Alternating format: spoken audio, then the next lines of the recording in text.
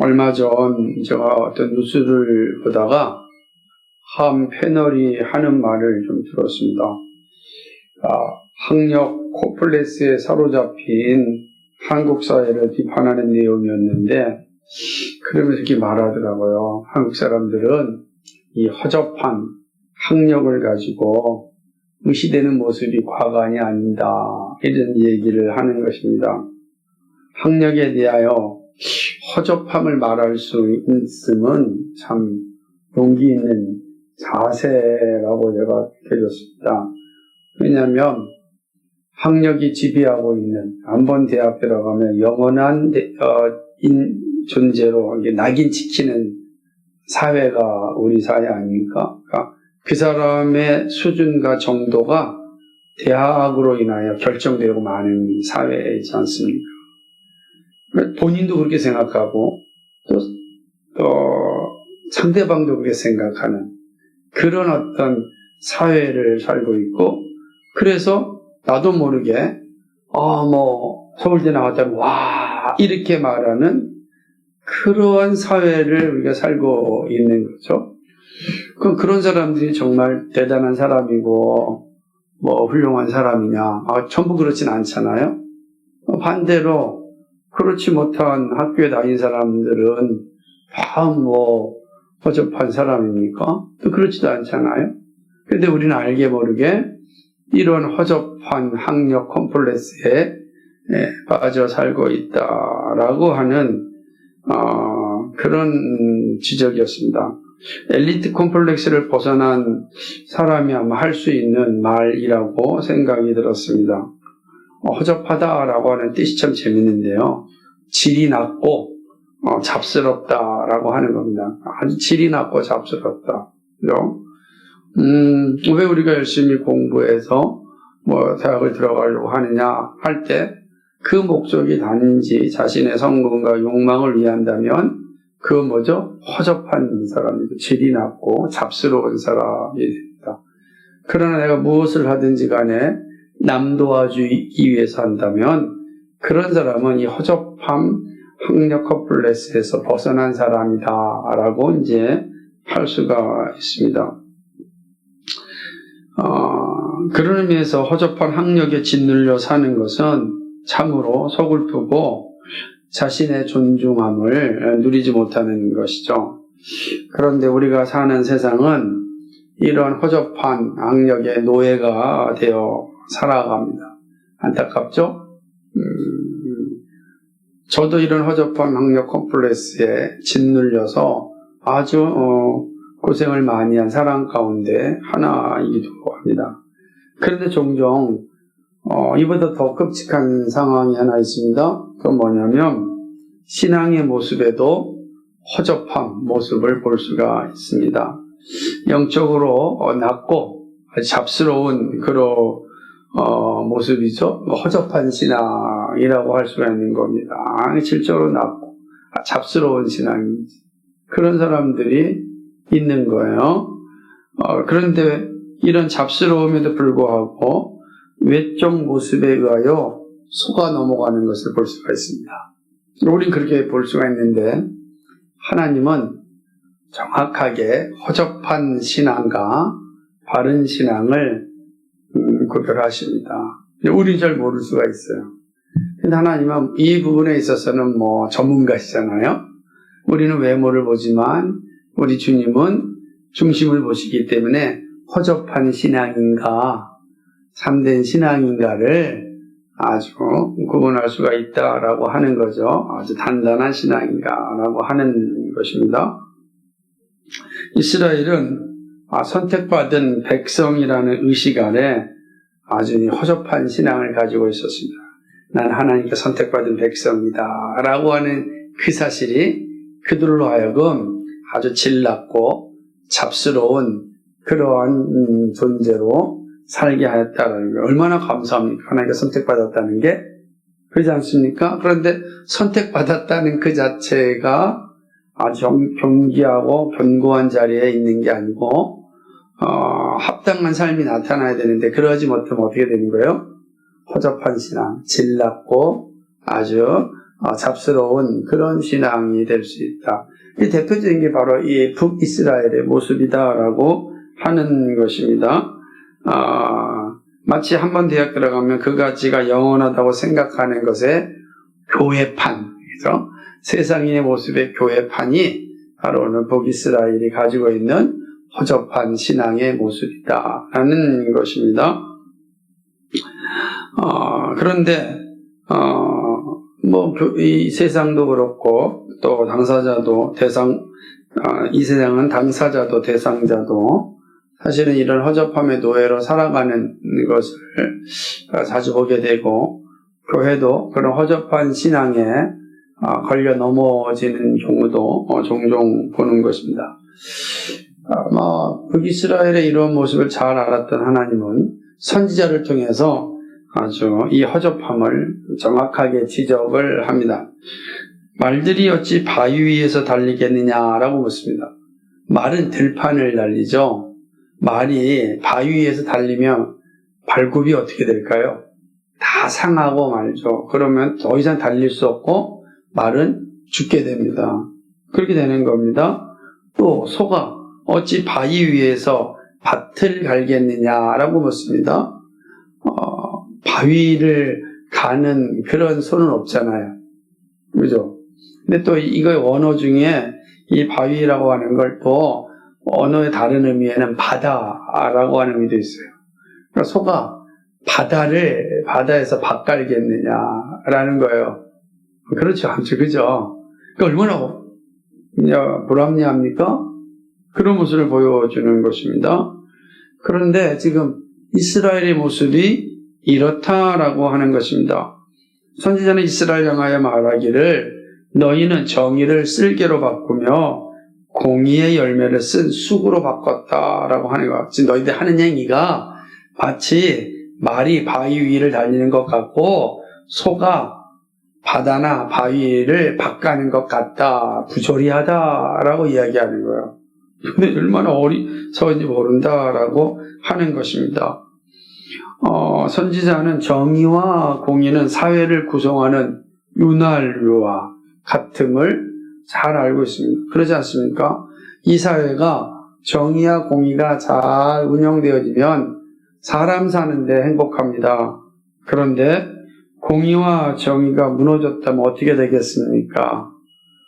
마치 사람이 먹을 수 없는 쓸개와 쓴 쑥처럼 되었다면 어떻게 되겠느냐라고 하는 거예요. 우리에게 맛있는 음식이 왔는데 그 음식이 쓸개와 같고 쓴 쑥과 같다 그러면 어떻게 하시겠어요? 다 내어버리겠죠. 토해버리지 않겠습니까? 이 사회가 공의와 정의가 사로잡혔다고 한다면 아마 너무나 행복할 텐데 그 공의와 정의가 무너졌어요. 난장판이 되었습니다. 그럼 어떻게 되겠습니까? 먹지 못할 음식과 같이 되었다면 그 사회는 정말로 토해낸 더러움으로 가득 찬 사회가 될 것이다 라고 이야기하는 것이죠. 그러니까 이 말은 지금 이 북이스라엘이 매우 불합리하고 부조리한 사회가 되었다라고 하는 거예요. 내가 보니까 너희들은 정말 불합리하고 부조리하다라고 보는 거예요. 이렇게 말한 이유는 우리가 기억하듯이 이 북이스라엘 대게 지금 정치, 경제적으로, 군사적으로 그냥 절정을 달리는 사회 아니겠어요? 풍요로움을 누리는 그런 사회인 것입니다. 그런데 그런 사회를 향하여 뭐라고 이야기하냐면 내가 너희들을 보니까 마치 소가 바다를 바꿔낸 것 같고 말이 바위 위를 달리는 것 같다. 너무나 부조리하고 불합리하다라는 거예요. 부조리하고 불합리한 사회를 하나님이 기뻐하시겠느냐라고 하는 겁니다. 공의도 정의도 없는 사회, 정말 무질서한 사회라고 말씀하는 것입니다. 하나님이 이 모든 것이 허무하다 이렇게 말씀을 합니다. 보게 되면은 13절에 보면 허무한 것을 기뻐하며 이르기를 우리는 우리의 힘으로 뿔들을 취하지 아니하였느냐 하는도다 이렇게 말씀하고 있는 것입니다.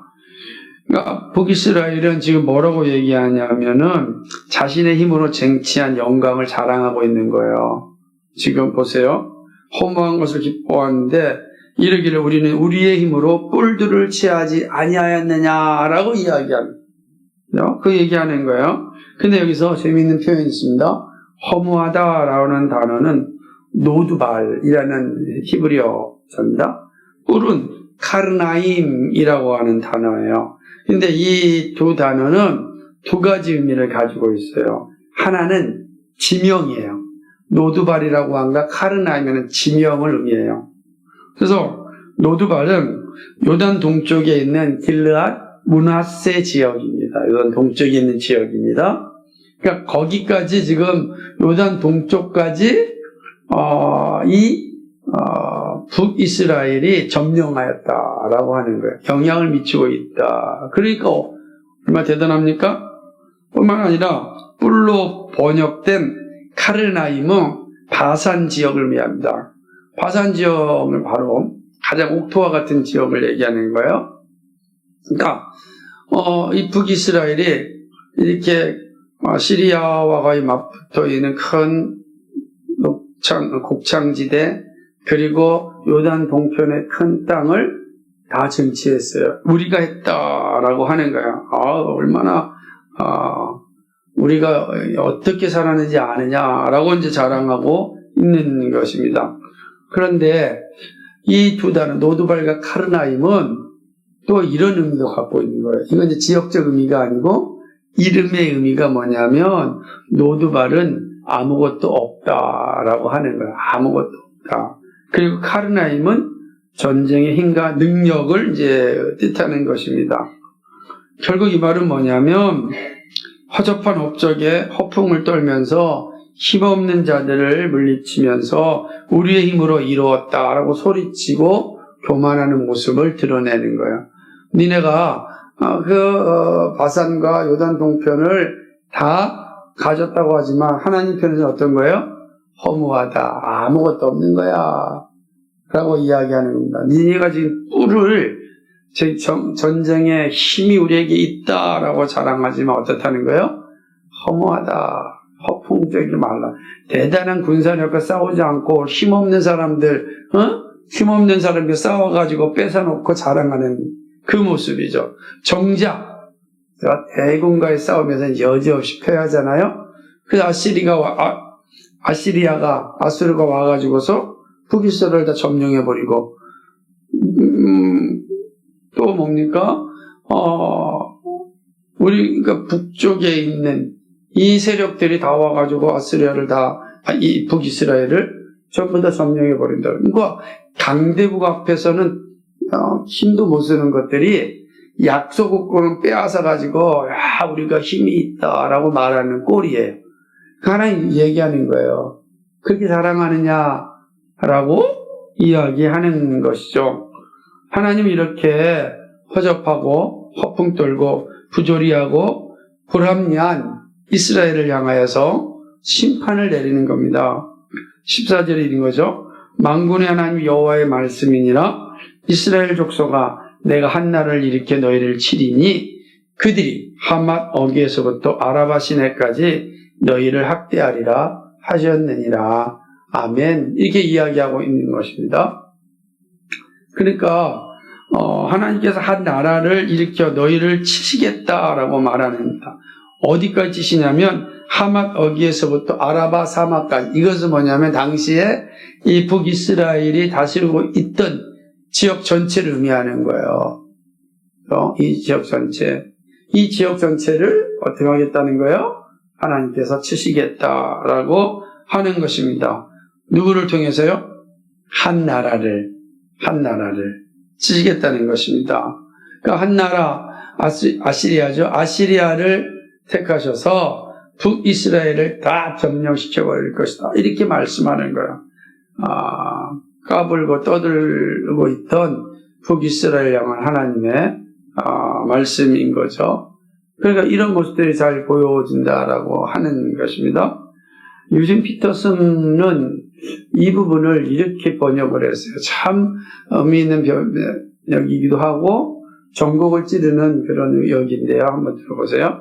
14절에 이렇게 해석합니다. 그래, 너 이스라엘 사람들아, 즐길 수 있을 때 마음껏 즐겨라. 내가 한 이방 군대를 일으켰으니 그들이 곧 너희를 치러 갈 것이다. 이는 너희 하나님이요, 곧 만군의 하나님의 말씀이다. 그들이 너희를 완전히 요절낼 것이다. 너희는 한 군데도 성한 곳이 없게 될 것이다. 이렇게 의역을 했어요. 그러니까 이 말하고자 하는 것, 그러니까 이 히브리어의 의미를 잘 드러낸 거예요. 그러니까 우리나라는 이제 번역을 할 때 조금 정돈된 번역을 하였다며 이 의미, 이 단어가 가지고 있는 그 의미들을 풀어서 해석한 말씀인데 상당히 다가오지 않습니까? 요절낼 것이다, 하나님. 그러니까 지금 북이스라엘이 자기들의 그 부와 그 다음에 어떤 경제적인 능력뿐만 아니라 군사적인 능력, 이런 거, 정치적인 어떤 안정감, 뭐 이런 것 가지고 막 즐기고 있는 거예요. 우리가 지금 최고의 생활을 하고 있다. 이렇게 까불고 있는 모습을 향하여서 말씀하는 거예요. 그래, 즐길 수 있을 때까지 즐겨, 마음껏 즐겨라. 내가 한 이방 군대를 이렇게 너희를 싹 요절낼 것이다. 요절낼 것이다.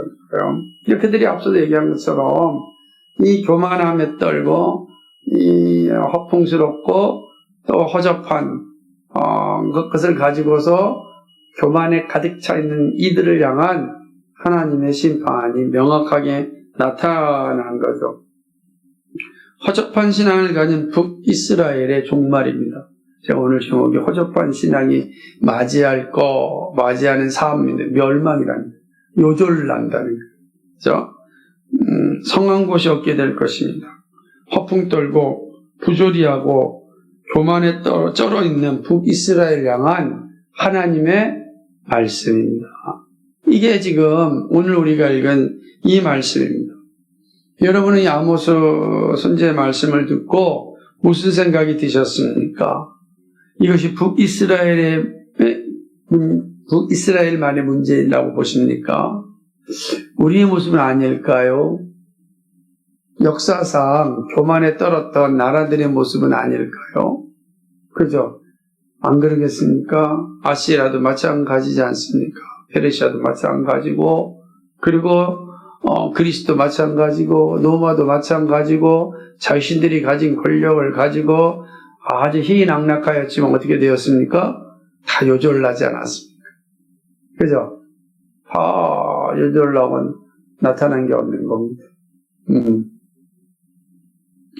그리고 우리는 어떠냐라고 하는 거예요. 한국교회 우리는 어떠냐라고 하는 거예요. 너무 부요해진 한국교회 모습은 아닐까? 우리가 한번 생각해 볼 수 있을 것입니다. 선지자의 말씀 앞에 우리는 정말 정신을 차려야 합니다. 그리고 말씀이 전하는 이 진리를 우리는 다 잘 새겨야 할 것입니다. 북이스라엘, 부유한 시대를 살고 있는 북이스라엘에 향해 주신 말씀은 한참 부강한 나라를 꿈꾸고 있는 이 자본주의 시대의 모든 나라들을 향하여 주시는 말씀이자 동시에 자본주의의 최첨단을 걷고 있는 대한민국 그리고 한국교회를 향한 말씀임에 틀림이 없습니다. 이 말씀이 우리에게 어떻게 들려져야 될 것인가? 우선 한국교회는 시시한 업적의 정신을 차려야 됩니다. 필리핀 단기 선교를 다녀온 친구들이 하는 말이 있었는데 필리핀 아이들이 너무 순수하다는 것입니다. 순수하다. 말씀을 전하면 마치 엄마 새가 아이에게 먹이를 줄 때 막 서가지고서 받아 먹으려고 하는 모습처럼 아이들이 열심히 말씀을 듣고 이렇게 따르려고 하는 모습들 너무너무 예쁜 거죠. 그 딱지 하나 만들어도 그냥 온 정성을 다해서 만들려고 하는 아이들의 모습을 봅니다. 산지적 사람들이 비가 오는데도 복음을 들고 간 청년들을 맞이하고 기꺼이 말씀을 읽는데 들어주는 그 자세에서 오히려 감동을 받았다. 이런 이야기를 하는 것입니다. 그런데 한국은 어떻습니까? 한국의 학생들은 어떻습니까? 전도지조차 받지를 않습니다. 문은 여는 것은 뭐 있을 수도 없는 상황이 되지 않았습니까? 아이들에게 교회 가자 그러면은 엄마가 하지 말래요 라는 소리를 자주 듣습니다. 이런 시대에도 마찬가지죠. 노인들에게도 마찬가지입니다. 교회 생활하고 우리가 예수님 믿읍시다 그러면은 지금 행복하게 재밌게 잘 사는데 뭐 예수 믿냐고 얘기를 하는 그런 소리도 듣습니다. 한국교회 현실이 이렇게 된 원인은 어디에 있을까요? 저는 우선은 한국교회 문제이고 두 번째는 자본주의가 가져온 재앙이라 생각을 합니다. 한국교회는 이제 140년밖에 되지 않았습니다. 그동안 정말 무시무시한 발전을 이루었습니다. 그죠? 그러니까 140년 된 종교가 한 나라를 이렇게 흔들고 있는 건 정말 대단한 현상임에 틀림이 없습니다. 그런데 지금 140년 만에 오늘날 한국교회를 보니까 사회로부터 엄청난 지탄을 받고 있습니다. 왜 이렇게 되었는가 생각해 보면 140년 만에 이룬 그 업적 너무 교만하고 있는 게 아닌가. 하나님 편에 볼 때는 시시하잖아요. 그죠? 1000년이 하루 같고 하루가 1000년 같은 하나님의 시각에서 볼 때는 140년밖에 되지 않았잖아요. 어떻게 될지 아무도 모르는 겁니다. 그죠? 아르메니아와 조지아가 기독교가 돼 2000년 돼, 2000년 돼 가는데 2000년 동안 정말 끔찍한 일들이 많이 일어났습니다. 아르메니아 150만 명이 학살당하는, 기독교인이라는 것 때문에 학살당하는 역사가 있었습니다. 대한민국에요, 기독교인이라는 이유 때문에 150만 명, 그럼 어떻게 되겠어요? 정말 600만 명에서 150만 명이면 3분의 1이잖아. 그죠? 한 3분의 1이 학살당한다면 과연 교회 다니겠어요? 기독교 국가로 세워질 수 있을까요? 물론 교회는 순교자의 피로 세워지니까 전 충분히 그럴 수 있다고 봅니다. 그러나 우린 140년 되잖아요. 이게 2000년 된 교회 역사 앞에서 140년은 그렇게 큰 역사는 아닙니다. 그런데 140년 역사 속에 정말 선교 역사상 유례가 없는 부흥이 있었고 성장이 있었던 것은 사실입니다. 그래서 대한민국 교회 대단하다라고 이야기를 하는 것도 사실입니다. 하지만 안타까운 건 그런 한국교회가 지금의 현실에서 140년 만에 정말 바닥을 치고 있습니다. 사회적 신뢰도가 9%밖에 되지 않는 이 현실은 끔찍한 상황이라고 볼 수 있는 것입니다. 왜 그런가? 그건 시시한 업적에 교만하였기 때문입니다. 지금도 일부이긴 하지만 여전히 복음을 웃음거리로 만드는 이들이 있습니다. 대단한 권력을 가진 양 떠들고 있습니다. 그죠? 한국교회가 자본주의 성공을 가져왔다고 외치는 사람들 있습니다. 그죠? 그렇게 얘기를 해요. 한국 사회가 이렇게 성장하는 데는 한국교회가 지대한 영향을 미쳤다. 그러니 한국교회가 이 한국 사회에서 지분을 가질 수 있다 라고 생각하는 것입니다. 그러지 않아요. 우리가 힘만 만들면 대통령도 만들고 힘만 모으면 이 사회가 움직여갈 수 있다라고 하는 생각이에요. 그만큼 한국교회에 뭐가 있다? 돈도 있다라고 하는 거예요. 실제로 그러지 않습니까? 이렇게 광장에서 있는 사람들이 한 달에 엄청난 수입을 얻는다고 합니다. 그러니까 그런 거예요. 우리 돈도 있고 힘도 있다라고 하는 그런 모습들을 가지고 있는 것입니다. 그러는 사이에 교회는 정의를 난장판으로 만들어 버렸습니다. 자신의 생각과 다르면 저주하고 비방하고 단절합니다.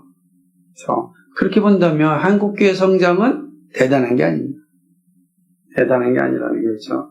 하나님 앞에는 시시한데 이제 1000년이 하루 같다고 하는데 하루는커녕 지금 몇 시간밖에 지나지 않은 한국교회, 몇 시간밖에 지나지 않았는데 마치 뭐 대단한 지분이 있다고 생각하는 것이 얼마나 어리석고 한심한 일이겠습니까? 정말 하나님 앞에 까불면 안 되는 것이죠.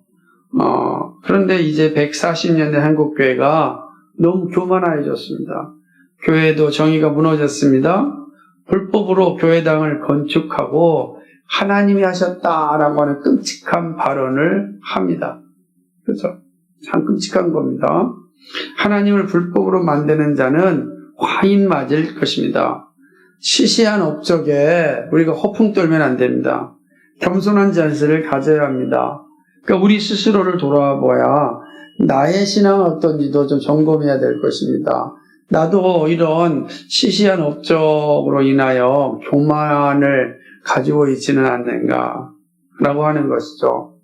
더구나 자본주의 세례를 받아서 교회가 성장하였고 힘이 생겼다고 자랑해서는 안 되는 것입니다. 자본주의가 좋지만 자본주의를 우상화시키면 안 된다라고 하는 것이죠. 만몬에 사로잡혀서 복음을 듣고자 하지 않습니다. 부자만 된다면 무엇이나 할 수 있다는 생각이 교회 안과 교회 밖에 크게 차이가 나지 않습니다. 조금 세상에서 살만하다는 생각에 겸손하게 살려는 자세가 사라졌습니다. 마치 바위를 바꿔는 그런 소의 어리석음의 모습이 있는 것 같습니다. 밭도 갈 수 없고 바꿔는 소도 죽이는 형국이 되었습니다. 교회는요, 자본주의 악한 요소와 싸울 수 있어야 합니다. 그것이 사는 길입니다. 그런데 그냥 그런 악한 요소를 아무 생각하지 않고 어쨌든 간에 내가 성공하고 부를 채취하고 할 수만 있다면 이 세상 가운데 낙을 즐길 수만 있다면 어떤 것도 괜찮다. 그 결과만 좋으면 하나님이 하셨다라고 하는 이런 부조리하고 이런 불합리하고 이런 이 허접함, 이 모습 우리 정말로 돌아보아야 할 것입니다. 또 정말 우리는 오늘 이 선지자의 말씀을 통해서 이 시시한 업적을 자랑하고 있는 우리들은 아닌가라고 하는 거죠. 그리고 그런 시시한 업적에도 이루지 못했다고 스스로를 이렇게 비하하고 있는 그런 우리의 모습은 또 아닌가 생각해 보아야 되는 것입니다. 하나님의 뜻이 어디에 있는지 무엇을 향하고 있는지를 깊이 생각하는 게 오늘 아모스 선지자가 북이스라엘을 향하여 오늘 우리에게 주는 분명한 교훈이요 가르침이라고 생각합니다. 두 번째로는 우리는 허접한 신앙의 자리에서 정말 회개해야 합니다. 한국교회가 140년입니다. 우리 교회가 20년입니다. 여러분의 신앙은 얼마나 되었습니까? 적어도 140년과 20년 사이에 있겠죠. 그렇죠? 요 사이에 우리는 다 있습니다. 아마 이거보다 넘는 신앙인은 없을 거예요. 140년이니까요. 하나님 앞에 당당할 수 있는 믿음이십니까? 우리는 하나님 앞에 설 때 정말 허접한 존재입니다. 하나님 앞에 설 때 그러지 않으세요? 네, 하나님 앞에 설 때 여러분 당당하십니까? 죄인 중에 괴수라라고 바울이 이야기했을 때는 어떤 의미죠? 저는 하나님 앞에 섰을 때 좀 허접한 놈입니다. 질도 낮고 잡스럽습니다. 라는 그런 모습 아니겠어요? 허접한 신앙의 특징이 뭐냐면 이제 잘 보세요. 실제로는 겸손할 때는 이 허접함의 모습이 우리에게 아주 아름답게 나타나요. 하나님 저는 그렇습니다. 그런데요. 이게 교만할 때는 이 허접함이 얼마나 끔찍한지 모릅니다. 교만한 자가 가지고 있는 허접한 신앙의 모습은 내가 했다라는 신앙이 내가 모든 걸 했다라는 게 이 교만한 허접한 자들의 모습입니다. 내가 이 정도 헌신했다. 내가 이 정도 기도했다. 내가 이 정도 했다. 라는 생각이 바로 교만한 자들이 가지고 있는 허접한 신앙인 것입니다. 이러한 신앙이 되면 누구든지 자기 중심적 신앙을 추구합니다. 그리고 모든 사람이 자기 중심으로 되어야 한다고 생각합니다. 이게 어디까지 가냐면요. 설교도 자기 중심으로 해야 하는 것입니다. 설교 자기 중심. 내가 이만큼 헌신했고, 내가 이만큼 기도했고, 내가 이만큼 헌상했다. 라는 생각을 갖게 되면, 이제 어떻게 되는 거예요? 모든 사람이 나 중심으로 가야 된다라는 의식이 강해지면, 이제 설교도 그렇게 되는 거예요. 그래서, 진리를 전할 수 없게 하고, 헌상도, 전도도, 회개도 말할 수 없게 합니다. 그렇게 되는 거예요. 그러니까, 성경에 헌성에 대한 가르침이 충만하게 있음에도 불구하고 허접한 신앙이 되어서 할 수가 없는 거예요. 이런 자리가 흐르게 되는 거죠. 그래서 선별해서 가르쳐야 됩니다. 선별해서. 그렇게 되는 거죠. 더구나 재밌는 건 이제 그런 게 있는 것입니다. 이 나중심적인 것의 가장 끔찍한 현실 중에 하나는 동성애에 대한 이 사람들이 성경에 있는 건 그거는 하나님의 뜻이 아니고 당시 문화적 요소니까 제하여 버려야 된다 이렇게 이야기를 합니다. 그래서 빼버려야 돼요. 빼버려야 되는 자기 중심으로 가면 그렇게 되는 것입니다. 자기를 기쁘게 해야 됩니다. 오직 평안과 성공과 행복과 기쁨만을 전하기를 요구합니다.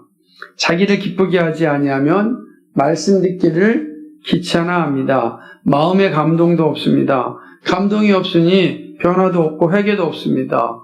그렇게 되는 거예요. 그러니까 내게 감동을 줘야지. 내게 감동을 줘야지. 이렇게 되는 거예요. 하나님의 말씀에 내가 어떻게 살아야 될까? 라는 걸 생각하지 않고 그 말씀이 나에게 감동을 줘야지. 오늘 설교가 왜 감동을 안 주지? 이렇게 되는 겁니다. 그러면 말씀이 귀에 안 들어옵니다. 말씀이 귀에 안 들어오면 어떻게 되겠습니까? 딴 생각으로 이제 끝나고 마는 거죠. 그러니까 말씀이 들어오지 않고 말씀이 내 안에 자리 잡지 않으면 질문이 없어요. 삶에 대한 질문이 없는 거죠. 왜 어떻게 살아야 되나? 라고 하는 게 없는 거죠. 그리고 남는 건 오직 자기 만족, 자기 평안, 자기 욕망 채우는 것만 남게 되는 것입니다. 그렇게 되는 거죠. 내가 한 것이 아니라면 비로소 신앙이 성장할 수 있는 길에 섭니다. 이런 신앙, 내가 한 것이 아니다라고 하는 거, 이런 이제 의식이 딱 들어오고 그러면 비로소 신앙의 성장이 일어나는데 그게 아니고 자기 중심적 신앙으로 떨어지게 되면 되는 것입니다. 허접한 신앙이죠. 이것은 신앙의 연수와 관계없고 바른 믿음을 가졌느냐에 달려 있습니다. 내가 무엇인가 했다. 내가 이만큼 신앙생활했다. 내가 이 정도 헌금하고 봉사했다. 이러한 생각을 가지고 있다면 정말 허접한 신앙입니다. 그럼 우리는 회개해야 되는 것입니다. 그래야만 모든 것이 주께로부터 왔다는 찬송을 진심으로 부를 수 있습니다. 그죠? 왜냐하면 정말 그 진심으로 허접한 신앙을 가지면 그 찬송을 부를 수가 없어요. 내가 했는데 뭘 주께로부터 와요? 내가 얼마나 고생해서 애를 썼는데 뭘 주께로부터 와요? 내가 했잖아요. 그러니까 내가 잘할 수 있도록 설교해 주세요. 라고 하는 거예요. 내가 좀 힘을 얻을 수 있고 그 죄에 대한 설교하지 마시고 하나님 나라를 위해서 헌신하라는 얘기하지 말고 내가 좀 행복할 수 있도록 좀 내 심령을 좀 건드려 주세요. 요구합니다. 그 현대 설교는 그렇게 가르쳐요. 현대 설교학에서 성도들의 마음을 딱 터치해야 된다. 하나님의 진리가 내 안에 들어와서 성령이 역사하셔서 일어나는 변화가 중요한 게 아니라 어떻게 하든지 간에 회중들의 마음을 잘 감싸주고 그들이 가지고 있는 문제점을 잘 해결해 줄 수 있는 설교를 해야 한다. 그런 설교자들이 많아요. 그렇게 가르치고 있으니까. 그러니까 성령의 역사가 기대가 되지 않죠. 성령의 역사가 기대하지 않아. 여러분도 성령의 역사를 기대해야 되는데 성령의 역사를 기대하지 않아요. 오늘도 하나님께서 말씀을 통하여 나에게 성령께서 어떻게 적용하실까라고 하는 생각을 가지고 말씀의 자리로 와야 되는 거예요. 그런데 그 말씀이 때로는 내 가슴을 찔러요. 아프게 할 수도 있어요. 내가 생각했던 것과 전혀 다른 모습으로 다가올 수 있다고요. 그때도 아멘할 수 있어야 되는 거예요. 그게 성령이 말씀하심이란 말이에요. 그런데 그런 생각하지 않고 허접한 신앙에 빠지면 그거 정말 화가 납니다. 내가 얼마나 힘들고 어렵게 일주일을 살아왔는데 오늘도 더 거룩하게 살려고 이야기하느냐. 이런 생각이 드는 거예요. 회개해야 되죠. 그러니까 우리는 이 허접한 신앙의 자리에서 정말 회개해야 됩니다.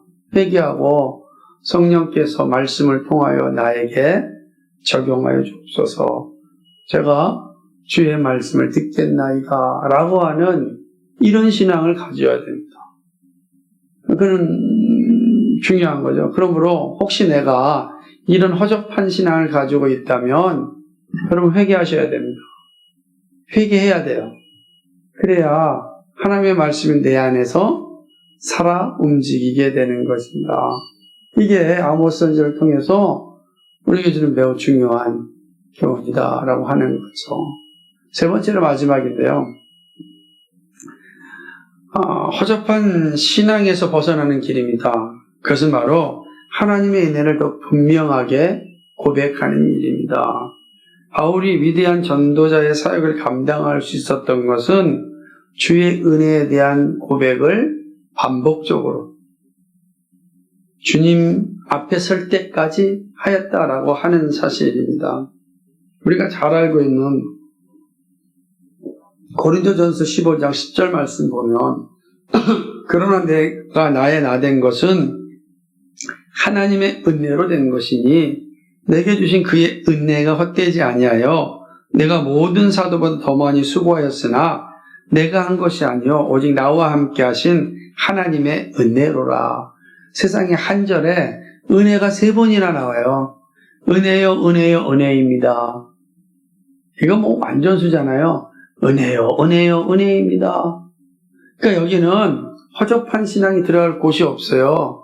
자기중심적인 신앙이 들어갈 수 없어요. 시시한 업적에 자랑할 곳이 없어요. 어떻게 자랑을 해요? 하나님의 은혜인데. 우리가 제일 위기가 뭐냐면 이런 시시한 업적, 이 허접한 신앙에서 벗어나지 못할 때 하나님의 은혜는 보이지 않아요. 업적과 뭐만 보여요? 자기중심만 보이는 거죠. 여러분 잘 생각하셔야 됩니다. 우리도 늘 그런 유형에 빠질 수가 있어요. 그러나 바울은 얘기합니다. 은혜요, 은혜요, 은혜입니다. 나의 나된 하나님의 은혜입니다. 에베소서 3장 8절에서 이렇게 이야기합니다. 모든 성도 중에 지극히 작은 자보다 더 작은 나에게. 이게 겸손한 허접함이라는 의미를 가진 너무 좋죠. 저는 별 볼 일 없습니다, 하나님. 이라고 한다면 얼마나 감사하겠어요. 그러니 하나님의 은혜가 필요합니다. 그런데 그러지 않는다면 정말로 교만한 허접함은 나중심적으로 가는 이 신앙은 정말 질라진 신앙입니다. 정말 뭐라고 하죠?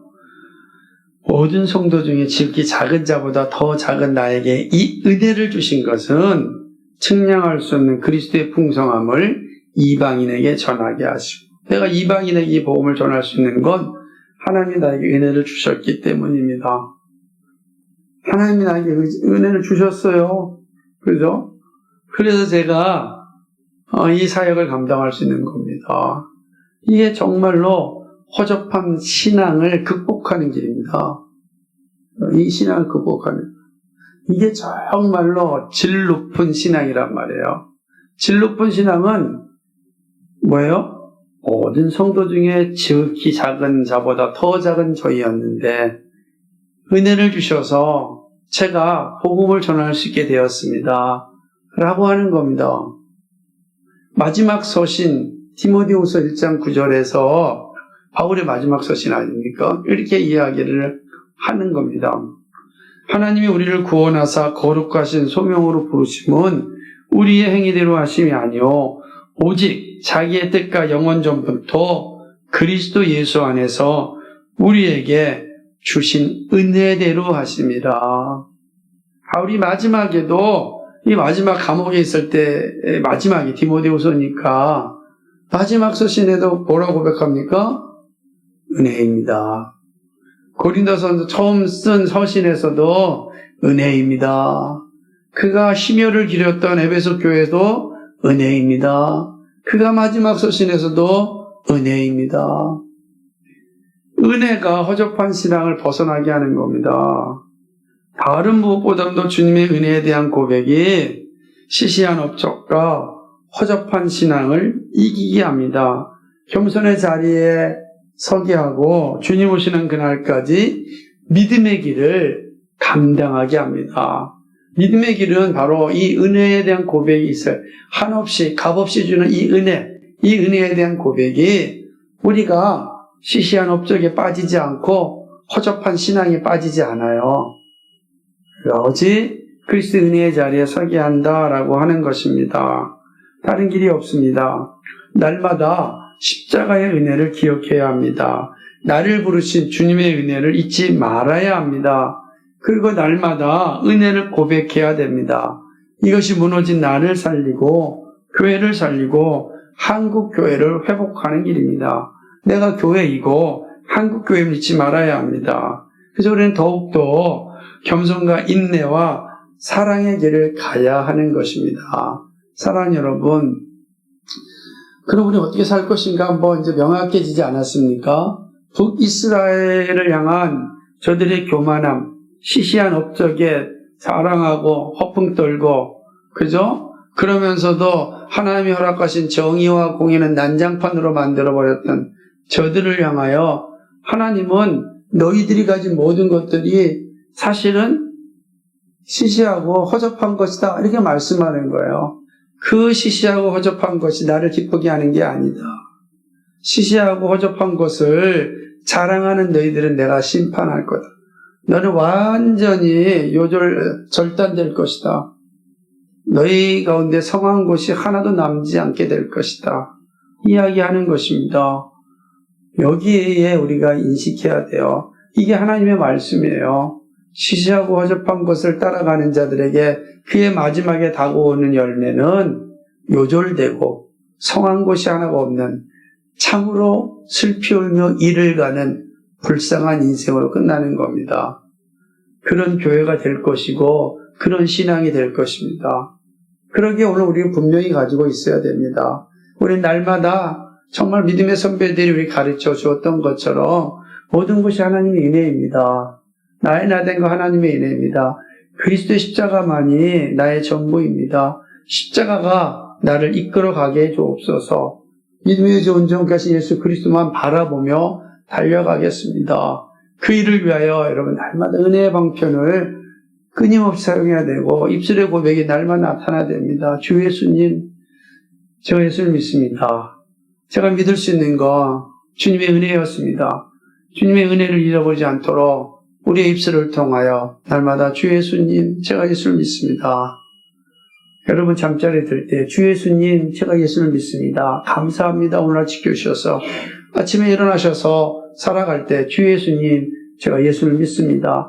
저와 오늘도 함께해 주옵소서. 오늘 하루도 동행해 주시옵시고 제가 할 말과 피할 길을 허락해 주옵소서. 날마다 이 일을 행해야 되는, 그럴 때 우리가 부끄러움의 자리에 서지 않아요. 요절나는 인생을 살지 않습니다. 난장판 되는 인생을 살아가지 않습니다. 그럴 때는 우리에게 주신 대로 나의 삶에서 공의를 세우고 정의를 행하고 비로소 하나님이 하셨습니다 라고 하는 진실된 고백을 할 수 있습니다. 이런 고백이 여러분과 우리 교회와 우리 모든 삶 속에 나타나기를 주님의 이름으로 축복합니다. 그럴 것이고 자비하신 하나님, 참 고맙고 감사를 드립니다. 오늘 말씀 앞에 우리 자신을 돌아보고 또 돌아봅니다. 시시하고 허접한 것에 아버지, 우리가 자랑하며 교만하며 살았던 우리의 죄악들을 하나님 용서하여 주옵소서. 하나님 아버지, 우리가 정말로 겸손한 허접함 신앙을 갖되 교만한 허접함에 빠지지 않도록 도와주옵소서. 우리는 작은 자 중에 가장 작은 자입니다. 그리스도의 은혜가 아니라고 한다면 우리는 정말로 질났고 허접한 자입니다. 하나님의 은혜가 아니라고 한다면 우리는 정말로 바르게 살 수 없습니다. 이 신앙 갖게 해주옵소서. 교만한 허접함에 빠져서 살지 않게 해주옵소서. 내가 했다, 내가 모든 걸 다 했다 라고 하는 이 허접함에 빠져서 하나님 허우적거리며 살아가는 인생 되지 않도록 주여 도와주시옵소서. 날마다 주의 영광과 의를 위하여 달려가는 우리의 생애가 되도록 축복하여 주옵소서. 감사하며 예수님 이름으로 기도하였습니다. 아멘.